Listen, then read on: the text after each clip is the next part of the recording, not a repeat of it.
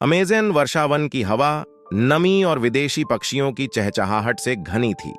माया, एक युवा महिला जिसकी आंखें नदी की तरह काली थीं और बाल जले हुए अंबर के रंग के थे, झाड़ियों के बीच से निकल रही थी। उसकी छुरी रास्ता साफ कर रही थी। उसके बगल में उसका दोस्त डिएगो, एक शरारती मुस्कान वाला एक अजीब लड़का, एक मजाकिया धुन गुनगुना रहा था।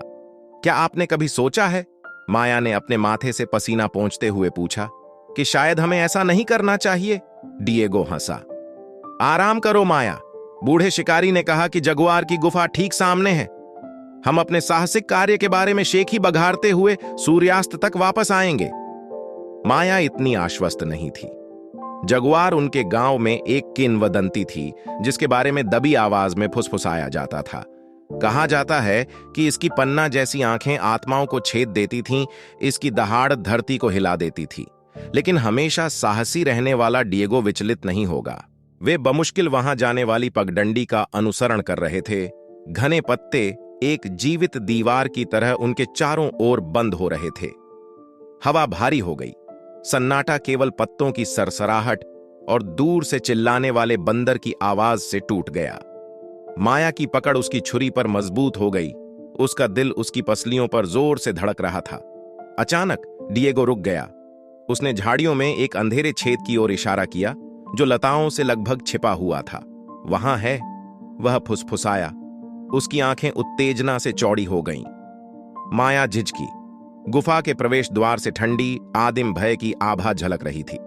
लेकिन डिएगो पहले से ही बेलों से आगे निकल रहा था। उसने उसकी आपत्तियों को नहीं सुना।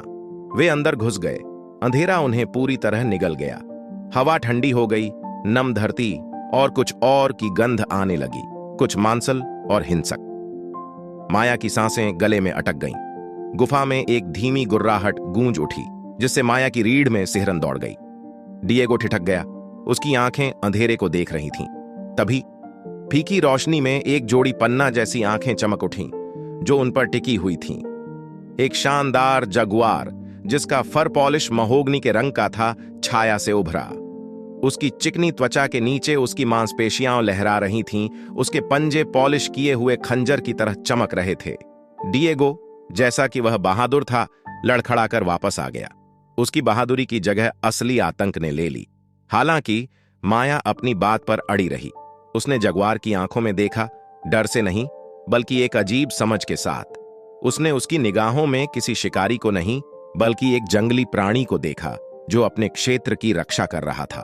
उसने अकेलापन देखा, अंतहीन तलाश से परे किसी चीज की चाहत देखी। उस क्षण उनके बीच एक मौन संचार हुआ। माया को प्राणी के साथ एक अजीब सा रिश्ता, उसकी शक्ति और जीवन के नाजुक जाल में उसके स्थान के प्रति सम्मान महसूस हुआ। जगुआर ने अपना सिर झुकाया। उसकी गुर्राहट एक नरम गड़गड़ाहट में बदल गई। वह माया के चारों ओर की हवा को सूंघते हुए करीब आ गया। फिर इसने कुछ अप्रत्याशित किया। उसने अपनी गीली नाक से अपना हाथ हिलाया, स्वीकृति का एक सौम्य इशारा। डिएगो, उसके डर की जगह खौफ ने ले लिया। स्तब्ध होकर चुपचाप देखता रहा। माया धीरे से आगे बढ़ी और जगुआर के सिर पर हाथ फेरा। उसके स्पर्श से उसका फर नरम और गर्म था। प्राणी ने घुरघुराया, एक गहरी गड़गड़ाहट जो गुफा में कंपन कर रही थी। यह शुद्ध संबंध का क्षण था। वर्षावन के मध्य में दो असंभावित प्राणियों के बीच बना बंधन।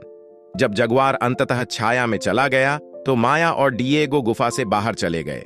उनके दिल जंगली और उसके रहस्यों के लिए एक नए सम्मान से भर गए।